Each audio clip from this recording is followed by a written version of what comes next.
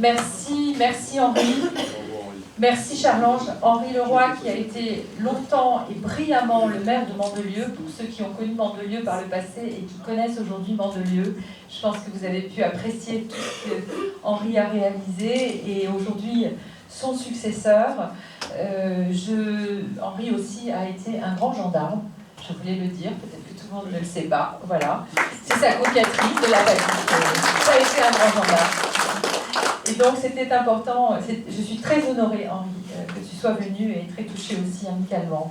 Je voudrais demander aux maires du canton qui sont ici présents, Jean-Michel Sampéré, de me rejoindre. Jean-Michel Sampéré, Jean-Marie Aubert, et vous pouvez les applaudir. Ce sont les maires du village du canton. Ils sont au service de leurs administrés du 1er janvier au 31 décembre et de 1h du matin à minuit tous les jours de l'année. C'est un vrai challenge d'être maire d'un village. Ils sont formidables. Merci de les applaudir. Daniel Chabot, Jean-Louis Poussetti, Marc Belvisi, Jean Fiol et Henri Dilmy qui représentent le maire d'Ascros. Merci. Daniel, je l'ai dit, Michel Bellery, maire de Quebris. Est-ce que j'en ai oublié? Levez la main. René Gildoni, bien sûr, René, viens avec nous, avec beaucoup de plaisir, maire de Revest. Merci à vous qui parfois vous représentez, à vous qui parfois ne vous représentez pas. C'est difficile, le mandat municipal. Tenez, venez avec nous. Voilà. Il y a Jean Fiol qui n'a pas entendu, mais qui va nous rejoindre aussi. Il est là, le voilà, Jean Fiol. Voilà. Décalez-vous, venez avec nous, à mes côtés. Merci pour votre présence. Et Vanessa Sigel, vice-présidente du département en charge des sports. Merci Vanessa pour ta présence et ton amitié. Et bravo pour ton efficacité dans ton mandat. Je remercie bien sûr tous ceux qui sont présents. Je ne peux pas tous vous citer. Il y a beaucoup d'élus. Il y a aussi un certain nombre de personnalités de Vence et d'ailleurs. Je remercie aussi pour sa présence Madame Diguardia, la nouvelle directrice de la maison de retraite publique La Vensoise, que peut-être vous ne connaissez pas encore. Je remercie Philippe Lescarré, le directeur de la clinique des cadrans solaires, pour son amitié et sa présence. Je remercie également les représentants de l'Arche de Grâce. Je remercie tous les représentants d'associations du handicap qui sont ici présents. Je remercie l'UDAF, je remercie le président de l'UDAF, je remercie le président de l'APF. Vraiment, très chaleureusement, je ne veux pas être trop longue, mais la directrice de l'école Freinet, le conseil de l'ordre des kinésithérapeutes, voilà, je vous remercie tous pour votre présence. Vous avez compris que je ne peux pas tous vous citer, mais que véritablement, je suis très touchée. Les vœux c'est important, vous le savez, je l'ai toujours dit, les vœux c'est important parce que c'est l'occasion, une fois par an, pour nous élus, eh bien, de vous rendre compte un peu aussi de ce que nous faisons et d'avoir avec vous une présentation de notre rôle quotidien et du mandat que vous nous avez confié. Et je suis certes une femme de dossier, une femme aussi de conviction et j'essaye.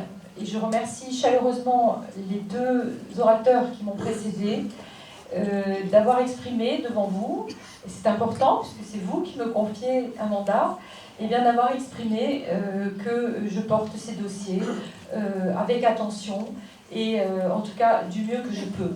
Voilà, c'est un vrai challenge, ça n'est pas facile tous les jours.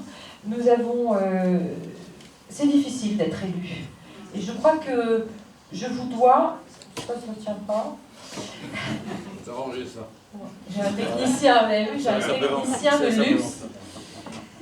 Je crois que je vous dois aussi, nous vous devons d'une manière générale beaucoup d'honnêteté et de vous dire que oui, c'est pas facile tous les jours d'être élu. C'est pas facile tous les jours d'être élu et c'est un vrai challenge. Alors, je suis élue avec vous auprès de vous, auprès de chacun d'entre vous, j'allais dire. Je crois que j'ai rencontré chacun d'entre vous pour différents sujets depuis longtemps, depuis 1995. Ça fait un bail et en même temps, c'était hier. Sauf que j'avais quelques rides de moins et quelques années de moins et des enfants beaucoup plus jeunes, mais c'était hier. Je suis arrivée, j'étais adjointe à l'urbanisme, à l'environnement, au développement économique, puis après j'ai gravi un certain nombre d'échelons. Et puis un jour, je me suis présentée au suffrage en 2008 et pour être votre conseiller général. Ça s'appelait comme ça, et le canton de Vence comptait Vence, Saint-Janet et la Gaule. Et puis, j'ai œuvré pendant un certain nombre d'années, jusqu'en 2015, sur ce canton, où j'ai appris. J'ai appris, parce que quand on arrive quelque part, eh ben, on apprend aussi. Alors évidemment, j'avais un bagage, j'arrivais pas de nulle part, j'étais quand même déjà élue de longue date, mais néanmoins, j'ai appris. J'ai appris à connaître l'institution département, et c'est presque 4000 agents, avec aussi le SDIS, avec Force 06, et avec tous les métiers qui existent au sein de ce département. Et puis j'ai appris à connaître les hommes. Je dis les hommes parce qu'en 2008, nous étions 4 femmes sur 52. Et donc je suis arrivée, Henri m'a vu arriver, il m'a dit je connais ton papa. J'avais pas les couettes, mais c'est tout juste si j'étais considérée comme telle. Hein, j'étais la petite nouvelle. Voilà, bon, ça fait du bien hein, quand on a 48 ans d'être la petite dernière, ça fait toujours du bien. J'étais la petite nouvelle. Voilà. Et donc au département, avec ces messieurs et avec quelques dames, nous avons œuvré ensemble et j'ai appris là aussi, au fur et à mesure.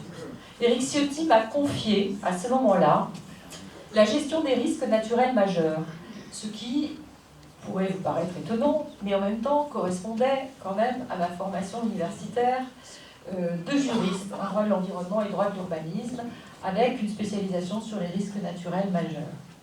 Et c'est vrai que je me suis passionnée pour ce dossier, que j'ai porté avec, bien sûr, le président et les équipes et les conseillers départementaux, les dossiers du PAPI, le plan d'action et de prévention des inondations de la plaine du Var, et bien d'autres PAPI qui nous ont permis aujourd'hui de mieux entretenir nos cours d'eau et d'avoir une vision sur la prévention des inondations.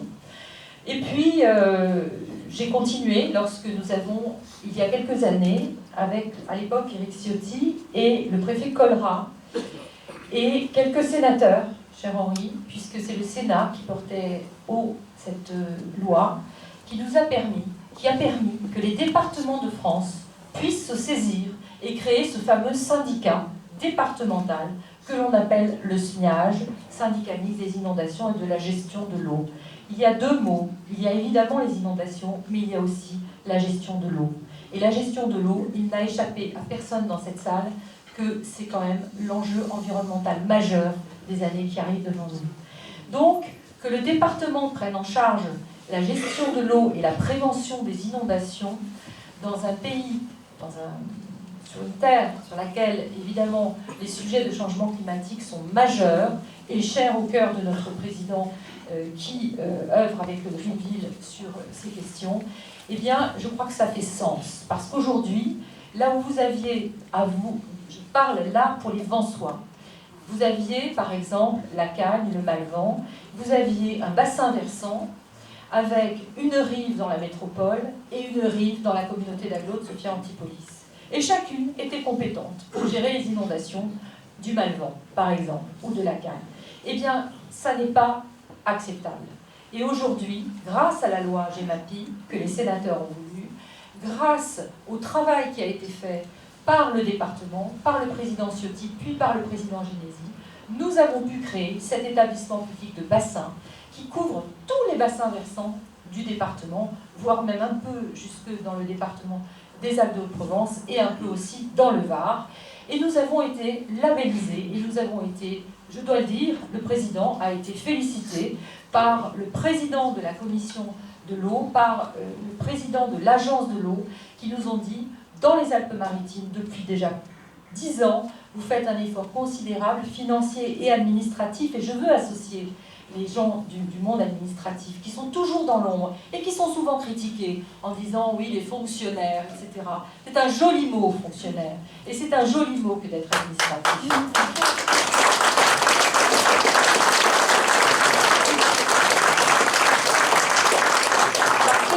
Font un travail extraordinaire. Ils ont une technicité et un niveau de spécialisation que beaucoup dans le privé pourraient nous envier. Je referme vite ma parenthèse, mais je veux vous dire que là, voyez-vous, effectivement, ce SMIAG, dont on vous parle finalement assez peu, parce que les acronymes sont toujours un peu désagréables à évoquer, mais néanmoins, ce SMIAG, il est important, et ça fait partie des choses que je suis heureuse, effectivement, d'avoir peut-être réussi dans mon mandat de conseiller départemental. Et puis, il y a quelques années, maintenant, il y a 3 ans, Charles Ange est président de ce département. Et c'est à la fois un honneur, oui, un honneur d'être en binôme avec le président du département. Je peux quand même pas dire que ce n'est pas un honneur. Mais c'est surtout une joie. C'est une joie parce que Charles Ange est président d'un département qui est un département grandement rural, de moyens de haut pays et de montagne. Alors évidemment, vu de l'extérieur, les Alpes-Maritimes, le 06, c'est la Côte d'Azur. Ben non, c'est pas toujours la Côte d'Azur. Et nous, et vous, chers amis qui êtes à mes côtés, vous le savez particulièrement. Et donc, avoir à nos côtés, avoir comme chef de file, quelqu'un de la montagne, quelqu'un qui connaît ce département comme sa poche, commune par commune, village par village, habitant par habitant, territoire par territoire, eh bien, c'est une vraie chance pour ce département. Il faut que vous en soyez bien conscients, je sais que vous l'êtes, mais que vous preniez cette mesure de savoir que, outre le fait que dans notre canton, nous avons le président, eh bien, dans ce département, avoir un président qui est issu de la ruralité, c'est extraordinairement important. Il a les 2 pieds bien campés, on ne la lui fait pas, il est sérieux, il est solidaire, il sait ce que veut dire la solidarité. Non, mais je le pense et je veux le dire, parce que c'est important pour les enfants de le savoir. Alors j'arrête parce qu'il va rougir, mais non, mais je le pense. Et comme vous savez, j'aime bien dire ce que je pense. Parfois ça m'a un peu... parfois ça frotte, parfois il y en a que ça gêne un peu. Mais je crois que sur cette estrade, on est un certain nombre à aimer dire ce qu'on pense, en fait. Ouais, je regarde. Il n'y en a pas un qui ne sait pas dire ce qu'il pense sur cette estrade. Eh bien, c'est pas mal. Et puis comme ça, on ne dit pas que les élus ont la langue de bois. Voilà. Alors, au département où j'ai la chance de vous représenter, je vous l'ai dit, depuis déjà 12 ans, et avec Charles-Ange Ginésy depuis 3 ans, eh bien, je voulais vous rappeler simplement que le département veille sur votre quotidien et sur chacune et chacun d'entre vous. Alors parfois l'État nous dit le département ça sert à quoi maintenant qu'il y a les métropoles bon, eh bien c'est pas avance qu'on va vous expliquer que la métropole ne fait pas tout et voire même qu'elle n'est pas forcément dans le quotidien des habitants. Je referme aussi ma parenthèse, mais ça aussi il fallait quand même que je le dise. Donc le département il est là pour le quotidien. Le département il est à vos côtés. Il est à vos côtés sur la santé, sur les enfants, il est à vos côtés sur la PMI. Et la PMI de Vence vient d'être entièrement rénovée. Alors, les murs, évidemment, la toiture par le propriétaire qui est la ville, mais tout l'intérieur par le département, puisque c'est le département qui occupe la PMI et qui s'occupe, évidemment, des enfants et de la PMI de Vence.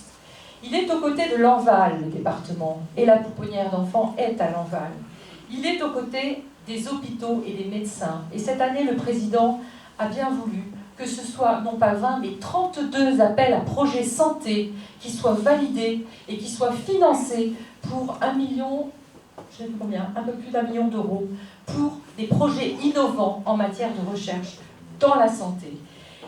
Presque 2 millions d'euros, il me dit, ont été mis sur la table par le département pour aider des appels à projets en matière de recherche de santé, notamment sur le cancer de l'enfant, notamment sur les traitements des cancers de l'enfant, mais aussi des appels à projets qui concernaient le handicap. C'est ça aussi le département. Le suivi des grossesses à risque, ici, mais dans le haut pays. Et demain, ne vous y trompez pas, avance. Parce que vous avez vu que nous n'avons plus de pédiatres, que nous n'avons quasiment plus de gynécologues obstétriciens et que demain, bien sûr, le suivi des grossesses et le suivi des bébés se fera souvent par la PMI. Les assistantes sociales de Vence sont des personnels du département. Elles sont au CCAS ou à la PMI, et vous ne le savez pas, mais ce sont nos personnels qui sont là.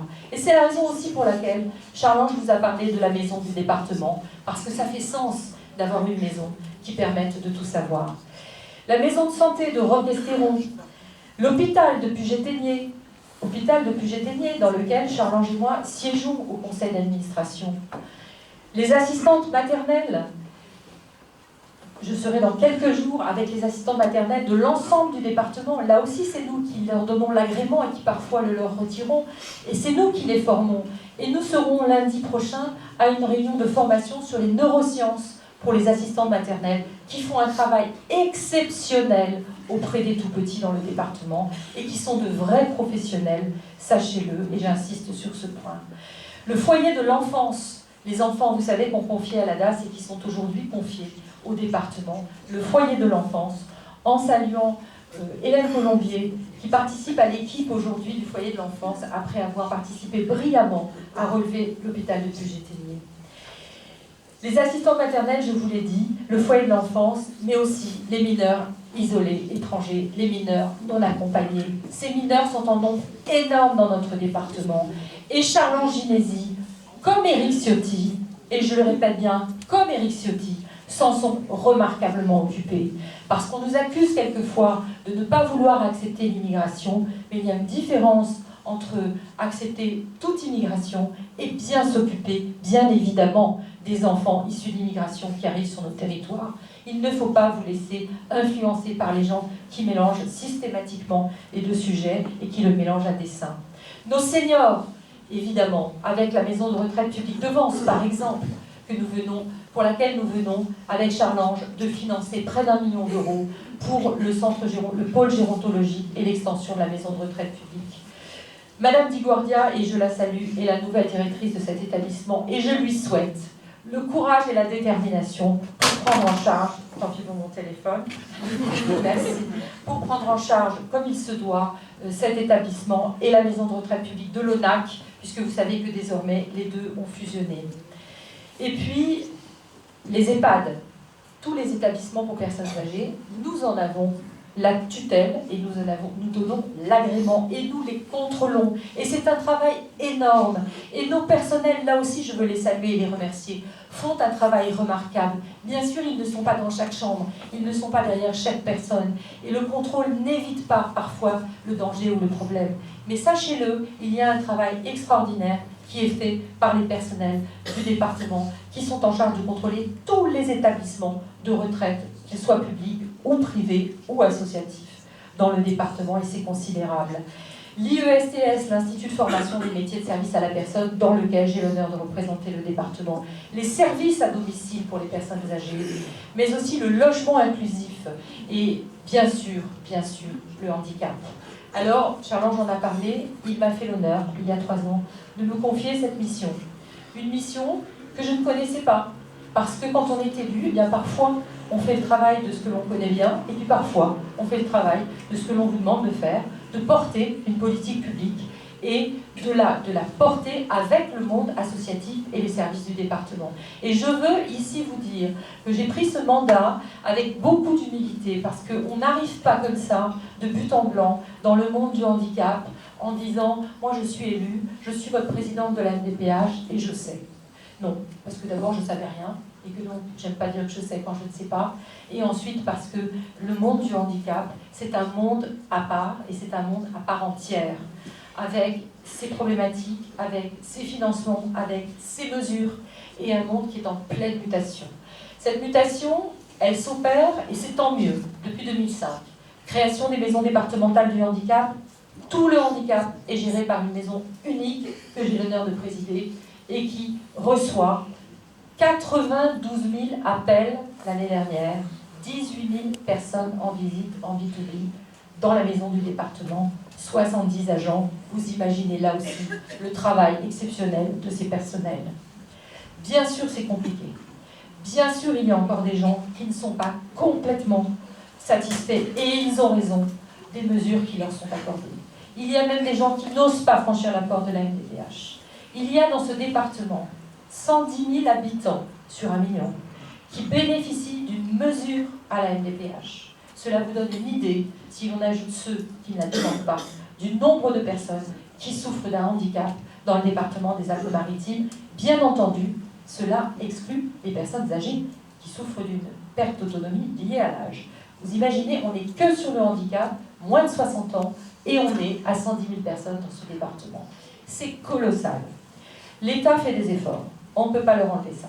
C'est peut-être un domaine dans lequel ils en font. Et je salue Sophie Cluzel, la ministre, qui fait véritablement des efforts. Je l'ai rencontrée à 3 reprises, à Nice pour l'autisme, à Paris 2 fois, pour évoquer avec elle les vraies difficultés que nous rencontrons sur le terrain. Parce que le cloisonnement des mesures, parce que la manière de faire, souvent, nous interdit d'être efficaces. Et quand nous avons enfin trouvé une solution, ou un projet, ou un appel à projet, eh bien, ça n'est pas la DREAL, mon cher Henri, mais c'est une autre agence régionale, c'est l'ARS, qui nous met dans la difficulté en disant « Ah oui, mais le préfet vous a dit oui, mais moi, au niveau régional, je dis non ».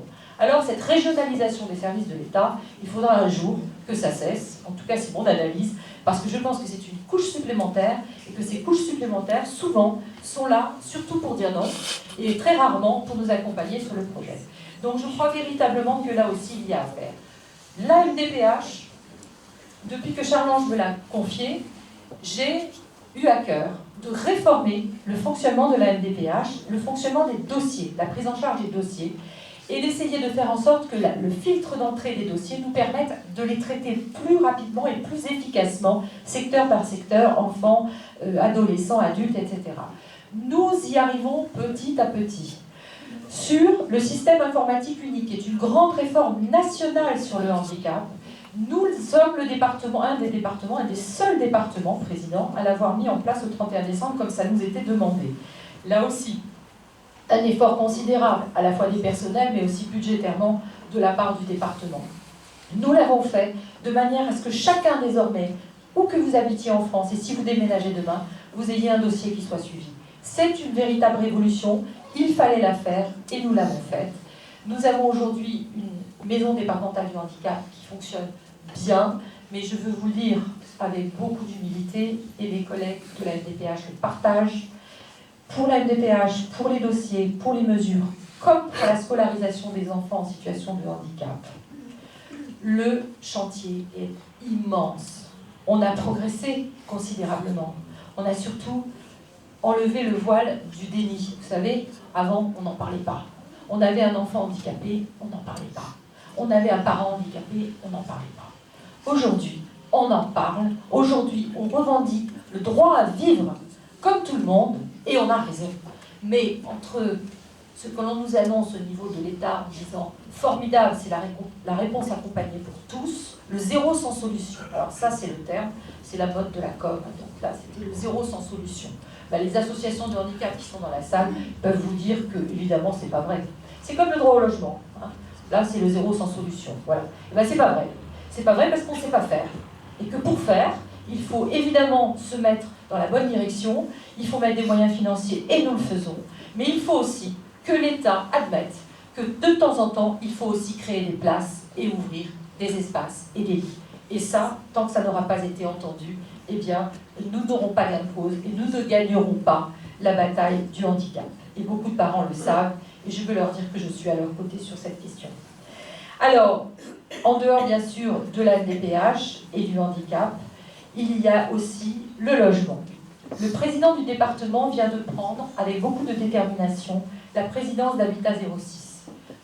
Nous avons du travail à faire, et nous avons notamment du logement participatif, du logement inclusif à faire. Président, vous le savez, je vous en ai déjà parlé beaucoup. Et je souhaite véritablement que nous prenions en charge cette question du logement inclusif. Le département doit être innovant, là aussi. Et le président du département, qui est passionné, il ne vous l'a pas dit, parce que sinon il en avait pour une demi-heure, qui est passionné par l'intelligence artificielle, qui va créer dans le département une maison de l'intelligence artificielle, et qui croit en l'intelligence artificielle, et il a raison. Le président du département, j'en suis sûre, verra très vite quelles sont les possibilités qui s'offrent à nous pour permettre d'aller plus loin pour les populations en perte d'autonomie, toutes qu'elles soient handicapées ou âgées en perte d'autonomie, permettre d'aller plus loin pour inventer l'habitat inclusif de demain avec la domotique et avec l'intelligence artificielle. Je suis sûre que nous y arriverons. En tout cas, je mettrai toute mon énergie pour qu'on y arrive. Les EHPAD devront être l'exception et la domotique nous permettre de réfléchir dans ce sens. L'éducation et les collèges, c'est aussi un grand chantier du département et c'est aussi votre quotidien et celui de vos enfants. Nous avons, à ce titre, rénové les façades de Vence, la cantine de Saint-Janet, la cour et l'internat du collège de Puget. Nous avons 3 collèges dans ce canton, mais nous en avons évidemment 72, je crois, dans le département, et que nous traitons avec beaucoup d'énergie. Le plan collège, c'est encore 30 millions d'euros. Quand j'étais vice-présidente en charge des collèges, j'ai participé à mettre en place avec Eric à l'époque le plan sécurité collège, qui est un plan évidemment qui est lié au risque terroriste. Je siège à ce titre toujours au Conseil supérieur de l'éducation et c'est pour moi également quelque chose de très important. Je ne peux pas évidemment ne pas vous parler d'environnement. L'environnement, c'est aussi un sujet qui tient énormément à cœur au président et qui me tient particulièrement à cœur. L'environnement avance, c'est le plan d'Hénoff, le parc départemental du plan d'Hénoff, pour lequel nous sommes en train d'acquérir encore, je crois, 100 hectares, j'allais dire 80, c'est 100 hectares supplémentaires, avec un petit salut à Alain Berthe, qui est dans la salle et qui nous a aussi apporté la possibilité d'acquérir ces hectares. C'est très important. Le parc départemental du plan d'Hénoff, ça n'est pas un parc naturel au sens strict du terme, c'est-à-dire protégé, surprotégé, comme le Mercantour. C'est un parc qui a vocation de loisir, mais qui doit être protégé parce qu'il est dans Natura 2000 au titre des espèces et habitats, mais aussi parce que c'est le château d'eau de toute une partie de ce département. Donc nous sommes extrêmement vigilants sur ce parc. Nous avons également le SMIAGE, je vous en ai parlé. Nous avons également, juste un mot, les travaux du SMIAGE ont permis, sans doute, avec le nettoyage de tous les cours d'eau du département, qu'il n'y ait pas de surabondance de l'eau qui aurait sans doute entraîné, je parle sous le contrôle des pompiers, des morts, cette fois-ci, lorsqu'il y a eu les inondations. J'étais au COS avec le préfet à la préfecture le jour de ce terrible moment, et je crois véritablement que nous sommes passés près de catastrophes, il faut l'avoir en tête. Vous avez vu sans doute en passant dans le Var les travaux pharaoniques qui sont en cours, avec des énormes pelleteuses, voilà, on détourne le lit du fleuve pour pouvoir consolider les berges. Ce sont des travaux de 30 millions d'euros, extraordinairement importants. Ça aussi, c'est porté dans la politique environnementale par le département. C'est aussi, bien sûr, la digue du Gabre à Bonson, et le maire de Bonson n'est pas là, mais je peux vous dire qu'au Gabre, on y est allé 100 fois, je connais chacun des habitants du Gabre par son nom et son prénom, je connais leurs problématiques, nous avons à cœur d'accompagner tous ces gens-là. Nous avons également, avec l'agriculture, aidé l'agriculture.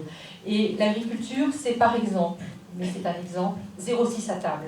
Nous avons été précurseurs. Aujourd'hui, l'État nous dit qu'il faut qu'il y ait 50% de bio dans les cantines en 2022, je crois, ou 24, je ne sais plus. Mais nous avons déjà un pourcentage extrêmement important. Et aujourd'hui, 40 collèges sur 72 qui sont desservis en circuit court par 0,6 à table.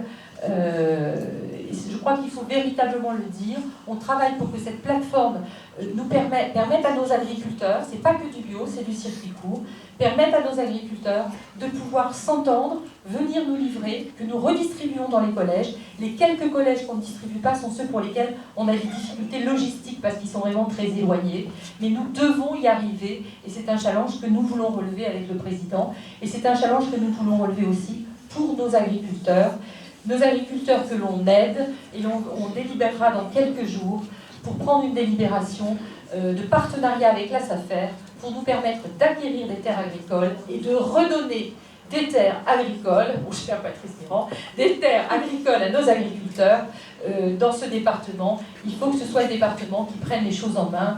Et il y a, monsieur le sénateur, beaucoup de sujets dont j'aimerais vous entretenir sur cette question. Je pense que les terres agricoles doivent être classées en zone d'activité économique et ne plus être sorties dans les PLU comme des terres agricoles à côté des zones d'activité économique. Ça leur redonnera peut-être un peu de valeur financière et ça permettra sans doute aussi de revaloriser les métiers de l'agriculture. Voilà, je ferme ma petite parenthèse, mais je le pense vraiment. Nous aidons nos éleveurs, nous aidons aussi bien sûr, parce que nous avons dans notre canton, avec Charlange, l'unique abattoir du département. Je ne sais pas s'il y a des véganes dans la salle, donc ils peuvent se boucher les oreilles. Et l'abattoir du département, c'est extrêmement important. Parce que tous ces éleveurs, et je salue Morel qui est là, monsieur Morel qui est là de Coursegoule, mais il y en a plein, ils sont importants les éleveurs, ils aiment ce qu'ils font, ils le font bien, ils ont du respect pour leurs bêtes. Et à l'abattoir de Puget-Théniers aussi, on a du respect pour nos bêtes. Et même si de temps en temps, certains aimeraient bien faire croire qu'il se fait n'importe quoi dans les abattoirs, eh bien, je peux vous dire qu'à l'abattoir de Puget-Théniers, on a été le premier en France à mettre des caméras dans l'abattoir, on a changé le piège, on a fait énormément d'efforts. Je me retrouve à siéger au conseil d'administration de l'abattoir de Puget-Théniers, vous avez compris que ce n'est pas exactement mon cœur de métier, mais néanmoins, ça m'intéresse parce que je pense que c'est toute la filière qui est concernée, c'est notre agriculture et c'est même nos paysages. Et là, on revient sur les questions qui sont plutôt les miennes. Le plan apicole, cher au cœur du président, mais aussi les vétérinaires. Nous accompagnons les éleveurs en finançant les visites de vétérinaires également pour les bêtes. Peut-être que vous ne le saviez pas et que vous repartirez en le sachant. Voilà, tout ça fait la politique du Green Deal du président, à laquelle il tient beaucoup. Et là aussi, je le redis, nous avons beaucoup de chance d'avoir un président qui s'intéresse d'aussi près à la nature et à l'environnement. Le département s'occupe d'aménagement du territoire avec l'opération d'intérêt national, de la question du logement, nous l'avons déjà dit. Et sur l'opération d'intérêt national, un petit mot pour dire ce que je pense une fois de plus. Je fais partie de celles et ceux qui sont quand même montés au créneau, ma collègue aussi d'ailleurs, pour tout simplement rappeler à l'État, puisqu'il paraît que c'est une opération nationale, mais aussi au président de la métropole, qu'il y a beaucoup trop de logements dans cette opération d'intérêt national, et pas assez d'emplois. Voilà, alors on nous promet une étude économique que je n'ai pas encore vue arriver, mais que je redemanderai, vous pouvez compter sur moi, parce qu'on ne peut pas continuer à créer du logement dans cette plaine du Var et à en faire une densité d'urbanisation phénoménale, alors qu'on appelle ça éco-vallée. Donc il va falloir quand même qu'à un moment donné, on s'interroge aussi et qu'on se pose les bonnes questions. Alors...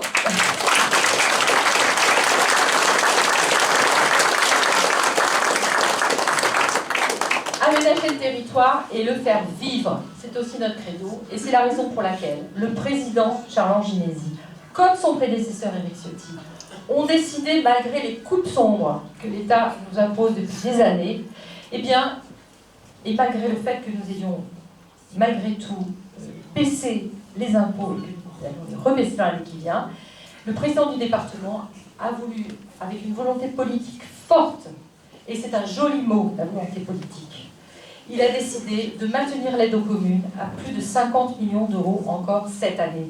Et l'aide aux communes, voilà, ça peut être un mot, ça peut être un chiffre, mais pas que ça. C'est aussi l'école au Pierrefeu, c'est aussi la mairie de Bérols, c'est aussi la gendarmerie à Roquestéron, par exemple, c'est aussi la station d'épuration à Ascros ou à Tourette du Château, à Guillaume, c'est aussi la médiathèque à La Tour, le parking de Cigales, la forge Isnard à Cuébris. C'est aussi la restauration de l'église de Massoin, le patrimoine, le parking de Coursegoule, l'auberge de Lioche, celle de Pierre-Lasse, les rues et places de Monson, celle de Thierry, de la Croix-sur-Roudoule, le stade de Saint-Janet, la chapelle à Saint-Janet, l'école des Prés à Saint-Janet, le centre culturel de Vence, le pôle gérontologique de Vence, la rénovation de la mairie de Vence et son accessibilité, la PMI entièrement rénovée à Vence, la cathédrale, accompagnée pour l'électricité, et pour la statuaire. Voilà. Je fais rapide, pas très, mais je fais en tout cas dense. Je voulais juste vous rendre compte d'un petit bout du travail quotidien, qui est le mien, qui est celui de ma collègue qui est à nos côtés, qui est celui, alors du président, je ne voudrais pas dire qu'il fait le même travail que nous. Évidemment, il en fait plus, hein, sinon il n'y a pas de raison que ce soit président. Hein. Donc il en fait beaucoup plus.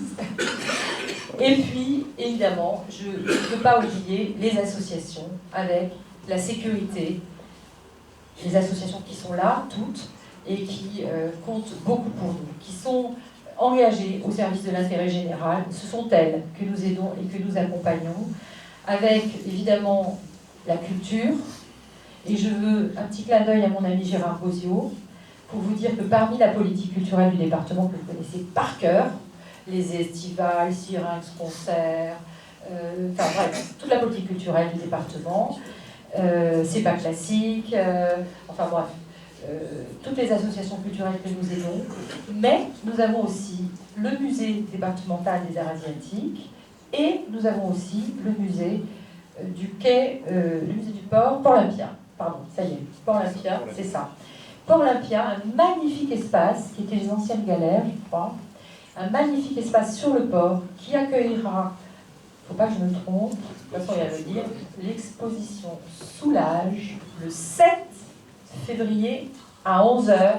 Il y a le vernissage, c'est magnifique, c'est exceptionnel. C'est mis en musique par un Vansois, Gérard Bozio. Je vous invite, de la part du président, à aller le 7 à 11h au vernissage Soulage. Je pense que ça va être un très grand moment de culture pour le département. Voilà. Je voulais aussi vous dire que nous accompagnons le sport, bien entendu, vous le savez, et toutes les associations qui travaillent au quotidien pour aider celles et ceux qui en ont besoin. Je conclurai mon propos en vous disant que je vous remercie et que je suis très sensible à tous les messages chaleureux que vous m'avez adressés et que vous m'adressez au quotidien dans la rue en me disant quel dommage, Madame Satonnet, que vous ne soyez pas candidate au municipal. Vous avez raison. Je vous remercie très chaleureusement, ça me touche profondément. Je suis à vos côtés. Je suis à vos côtés. Je ne vous lâche pas. Je suis élue depuis 1995. Je suis restée, même quand c'était dur. Je suis restée 7 ans dans l'opposition de Pierre Marchoux, mais je suis restée. Je n'ai pas démissionné. Je suis restée en 2017. Je n'ai pas démissionné. Je suis restée pour vous défendre, à la ville comme à la métropole. Parce que je connais les dossiers, je connais la ville, je connais les arcanes du système administratif et que mon rôle, une fois que vous m'avez confié un mandat, c'était de rester. Aujourd'hui, j'ai fait le choix de ne pas conduire de liste. Le mandat qui s'achève aura été marqué par la défection inédite de Loïc Dombreval, que vous aviez élu en 2014 comme maire et en 2015 comme conseiller régional, 2 mandats qu'il a délaissés successivement. Evans a beaucoup souffert. Evans avait déjà beaucoup souffert ces dernières années des conséquences de ce que les Vansois appellent l'affaire Iacono et avait été dans le tumulte. Et elle a ainsi continué dans le tumulte. Vous le savez, j'ai toujours travaillé avec conscience et détermination. Le syndrome Vansois a eu raison de ma détermination. Tout le monde se pense capable.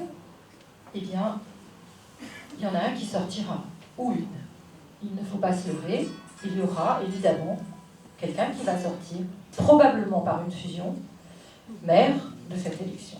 Et moi, tout simplement, je ne voulais pas de fusion. Voilà. Pour moi, ce n'est pas envisageable. Je suis une femme de conviction, je suis expérimentée, et je sais que ce n'est pas une très bonne chose pour la ville, ni pour l'action publique.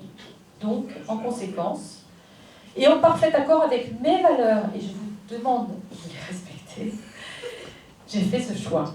Il est difficile, il est douloureux ce choix. Et il est douloureux aussi quand je vois parfois ce que je vois. Je ne ferai pas de commentaires plus avant. Demain, vous aurez à choisir entre 9 candidates et candidats, je crois. C'était 10, mais il y en a une qui s'est raisonnée. L'avenir économique de Vence et son positionnement au sein de la métropole, écoutez-moi bien, est en jeu. Son environnement, notre environnement et notre cadre de vie sont en jeu. Alors, qui sera à même de défendre nos paysages et notre identité géographique et culturelle? C'est ça la question qu'il faudra se poser. Qui imposera une vision claire et surtout une vision ferme de l'urbanisme que nous voulons et de l'urbanisation que nous ne voulons pas? Qui? Réfléchissez à cette question. C'est ça l'enjeu de cette élection. Quelle politique culturelle dans cette décennie qui s'ouvre? Les Nuits du Sud, bien entendu, animent les esprits de tous les côtés. On entend parler pratiquement que des Nuits du Sud bientôt. Alors, c'est pas moi qui étais à l'origine, à l'époque, avec les élus d'époque de ces Nuits du Sud, qui vais vous dire que c'est pas important. C'est un festival qui a fait la renommée de Vence. Enfin, la bonne question, la vraie question qu'il faut se poser, le vrai débat, n'est pas tant de défendre le modèle actuel des Nuits du Sud, que plutôt comment donner un nouveau souffle à ce festival. C'est ça la question, la vision politique. C'est comment donner un nouveau souffle à ce festival, dans le contexte que l'on connaît, sécuritaire, de risque, dans le contexte aussi d'un festival qui a 20 ans et qui parfois, au bout de 20 ans, doit trouver un nouveau souffle. Et puis, transformer ce festival et en assurer la pérennité. C'est ça la vraie question qu'il faudra se poser. Car vous le savez, c'est pas tellement avec qui. Parce que Théo, on peut se le dire, on est entre nous, et même si on n'est pas entre nous, on peut se le dire quand même, il est en partance. Il a l'âge qu'il a, il a déjà dit plusieurs fois qu'il voulait partir, si c'est pas cette année, c'est l'année prochaine. Donc la question, c'est pas comment on fait pour conserver ce qui existe, c'est quelle vision on a. Quelle vision on a de l'urbanisme, quelle vision on a de la nature et du développement, quelle vision on a de la culture. C'est ça qu'il faudra regarder et analyser. Et puis, évidemment, l'autre point majeur, c'est qui représentera Vence au sein de la métropole. Voilà, je n'en dirai pas plus sur la métropole. Nous avons un grand moment d'apaisement qu'il ne faudra pas cacher. Alors, qui, avec quelle équipe? À l'heure où j'écris ces lignes, nous ne connaissons encore ni les programmes, ni véritablement les acteurs. Donc, bien entendu, je suis comme vous, je regarde, j'observe. En tout cas, le bouleversement provoqué en 2017 par la désertion du maire a profondément ébranlé la ville et les personnels aussi de la commune. Et je veux absolument avoir ce mot d'ailleurs pour les personnels, les remercier de leur capacité d'adaptation parce que franchement, ils ont vécu des moments très difficiles et ça a ébranlé considérablement la ville et les personnels et ce n'est jamais une bonne chose. Alors, puisque nous sommes au moment de vœux, je forme le vœu que notre ville connaisse l'apaisement et la sérénité nécessaires à l'action publique, que l'équipe qui sera choisie par les Vensois, je dis bien l'équipe, ne s'inscrivent pas dans la rupture systématique. La ville aurait sans doute plus à y perdre qu'à y gagner. Pour ma part, et vous le savez, je l'ai dit, je n'ai pas que le meilleur gagne, je ne soutiens personne, et personne ne peut, je vous le redis, et je le dis haut et fort, c'est bien comme ça si certains l'entendent, ne peut se prévaloir de mon soutien à l'heure actuelle. Je suis extrêmement ouverte, je regarde ce qui se passe, je regarde avec beaucoup d'attention, vous l'imaginez, on ne passe pas 20 ans dans une commune à la mairie pour ne pas être attentif à ce qui va s'y jouer. Et moi, je suis votre conseillère départementale et j'entends le rester si vous me renouvelez votre confiance l'année prochaine, à votre service, au service de Vence, avec la même détermination et le même engagement que vous connaissez. Je vous souhaite à chacune et à chacun une merveilleuse année 2020, avec, et surtout, je souhaite à la ville de Vence une belle année 2020.